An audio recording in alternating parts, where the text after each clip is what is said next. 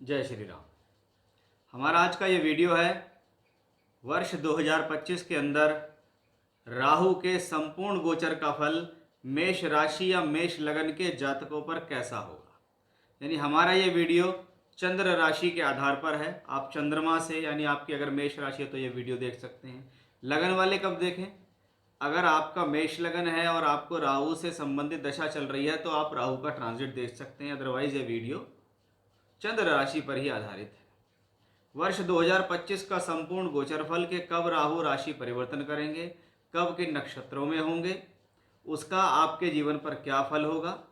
कुछ लोग राहु की दृष्टि को भी मानते हैं तो उसको भी हम यहाँ आपको फल बताते हुए चलेंगे। तो आइए वीडियो शुरू करते हैं कि भाई मेष राशि के जातकों या मेष लगन के जातकों के लिए राहु 2025 में कैसा फल देने वाले हैं। वीडियो शुरू करने से पहले अगर आप अपनी जन्म पत्रिका दिखाना चाहते हैं, वर्ग कुंडलियों के आधार पर उसका अध्ययन करवाना चाहते हैं तो स्क्रीन पर दिए हुए नंबर दिए हैं, उस पर आप व्हाट्सएप पे कांटेक्ट कर सकते हैं पेड कंसल्टेंसी के लिए। सबसे पहले हम देखते हैं कि जब वर्ष 2025 की शुरुआत होती है तो राहु का ट्रांजिट मीन राशि में हमें मिलता है। मीन राशि में ही राहु 2024 में भी है और कुछ समय के लिए वो 2025 में भी है। लेकिन उससे पहले जिस प्लेनेट के बारे में हम बात कर रहे हैं उसका नाम है राहु, और वो राहु इन तत्वों पर अपना अधिकार रखता है। यानी आपके जीवन के अंदर यदि इनसे संबंधित कोई वर्क आपके जीवन में है तो हम ये कहेंगे कि ये जितने भी लोग हैं जो इनसे संबंधित वर्क कर रहे हैं उस पर इस राहु का ट्रांजिट का प्रभाव अन्य लोगों के मुकाबले ज़्यादा देखा जाएगा। अब राहु को वायु तत्व प्लेनेट कहा गया, इसलिए राहु को सबसे ज़्यादा जो है जोड़ा जाता है वायु से। अब वायु का मतलब है आज के समय में विमान, हवाई यात्रा, टूर ट्रैवलिंग्स, एक्सपोर्ट इंपोर्ट, विदेश से जुड़कर विदेशी लोगों से जुड़कर करने वाला काम कहाँ से आता है? राहु से आता है। आज के समय में जितना भी मीडिया है, इलेक्ट्रॉनिक मीडिया है, प्रिंट मीडिया है, सोशल मीडिया है, फेसबुक है, इंस्टाग्राम है, व्हाट्सअप, ये सब इसी पे डिपेंड है। फैशन से संबंधित स्थितियाँ राहु के ऊपर इसका कमांड है। टीवी के अंदर आप एंकर हैं, मीडिया से संबंधित काम है आपका तो राहु का प्रभाव आपके ऊपर है। इलेक्ट्रॉनिक इक्विपमेंट्स, जितने भी इलेक्ट्रॉनिक इक्विपमेंट से संबंधित अगर आप काम कर रहे हैं, फैशन के फील्ड में है, मीडिया के फील्ड में है, तो ये राहु का ट्रांजिट आपको ज़्यादा प्रभावित करेगा। अब प्रभावित करने का सीधा मतलब है अगर राहु के फल हमने शुभ बताए तो आपके लिए अच्छा, और राहु के फल हमने अशुभ बताए तो आपके लिए खराब। क्योंकि राहु वो प्लेनेट है, इसका स्वभाव भी है, ये निडर है, साहसी है, अड़ियल है, समाज से अलग होकर, समाज से अलग हटकर काम करता है, इसलिए ऐसे प्लेनेट को हम रूढ़िवादी प्लेनेट भी कहते हैं। तो स्वभाव है तो वो स्वभाव आपको दिखाएगा भी। अब राहु का जो ट्रांजिट है हम देखते हैं कि आपकी राशि मेष राशि है। मेष राशि के स्वामित्व जो है वो मंगल को प्राप्त है। अब अग्नि तत्व की राशि है, चर राशि है, स्वामी मंगल है, इसलिए स्वभाव के अंदर क्रोध भी है, जल्दबाजी भी है, निडरता भी है, थोड़ा सा पेशेंस जल्दी खो जाते हैं या जल्दी से किसी चीज़ को प्राप्ति की इच्छा रहती है। आपकी राशि से 12th हाउस के अंदर राहु का ट्रांजिट हो रहा है। कब तक है? अगर हम देखें तो 1 जनवरी से 29 मई तक राहु मीन में ही रहेंगे। ये राहु मीन में रहते हुए उत्तरी भाद्रपद नक्षत्र में रहेंगे। ये इसमें एक विशेष बात है कि राहु एक मोक्षकारी राशि, जिसको हम मीन राशि कहते हैं, जो कि सबसे अंत की राशि है, जहाँ पर यह कहा जाता है कि भाई यहाँ जाके व्यक्ति रेस्ट करता है 12 नंबर की राशि में, क्योंकि ये मोक्ष से जुड़ी हुई है। इसलिए जिन हॉरोस्कोप्स के अंदर 12th हाउस की राशि ज़्यादा एक्टिवेट होती है तो वहाँ ये कह देते हैं कि ये व्यक्ति का अंतिम जन्म है, ये मोक्ष की तरफ जा रहा है, ऐसा कहते हैं। अब राहु जैसा प्लेनेट अगर बैठा हुआ है तो राहु स्वयं क्या है? 12वां घर किस चीज़ का है? टूर ट्रैवलिंग, यात्रा, एक्सपोर्ट इंपोर्ट का है, और राहु स्वयं वहाँ बैठ गया। इसका मतलब एक वायु तत्व ग्रह 12 नंबर में बैठा है, यानी 12वें घर में बैठा है, तो ऐसा राहु अवश्य ही आपको टूर से, ट्रैवलिंग से, यात्राओं से जोड़ेगा।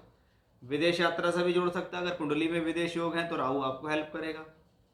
कुंडली में एमएनसी कंपनी से संबंधित योग है तो ये राहु आपको हेल्प करेगा। यानी इस राहु के ट्रांजिट में आपको इन चीज़ों से जुड़कर काम करने के चांसेस मिलेंगे, मौके मिलेंगे, ट्रैवलिंग्स मिलेंगे।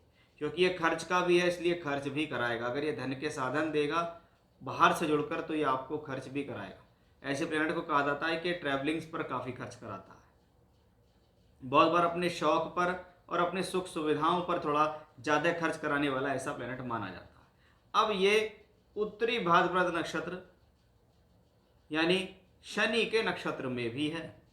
अब शनि के नक्षत्र में राहु का जाना या राहु के नक्षत्र में शनि का जाना प्रोफेशनल लाइफ के अंदर अप्स एंड डाउन देता है। जहां एक तरफ हम देखेंगे कि शनि कर्मेश हैं और लाभेश हैं, तो वहीं राहु 12वें घर के अंदर बैठा हुआ है।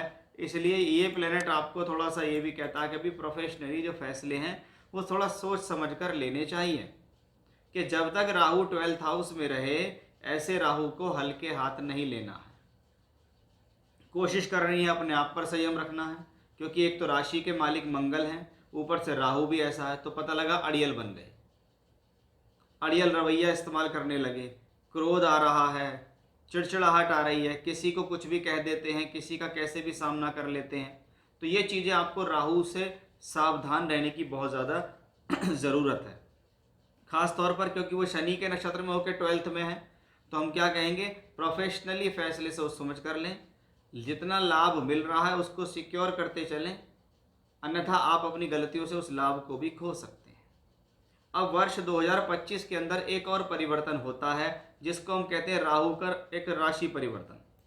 राहु 2025 में राशि बदलते हैं और हम देखते हैं कि राहु पहुंच गए राशि से 11वें घर के अंदर। अब 11वां घर और राहु, इनकी आपस में बहुत अच्छी बनती है। किस लिए बन जाती है, क्योंकि राहु स्वभाव में अशुभ है और 11वें घर को भी हम क्या कहते हैं, 3, 6, 11 त्रिषडाय भाव हैं। त्रिषड आय यानी ये तीनों भावों को अशुभ भाव कहा गया। इन भावों में बैठे हुए अशुभ ग्रह शुभ फलदायी हैं। शास्त्र कहता है 11वां घर वृद्धि का भाव है। अब राहु जैसा प्लेनेट जाएगा तो राहु के कारकत्वों में वृद्धि, तो जितने भी कारकत्व मैंने आपको शुरुआत में दिखाए और दर्शाए कि भाई ये सभी कारकत्व जो हैं ये राहु के हैं।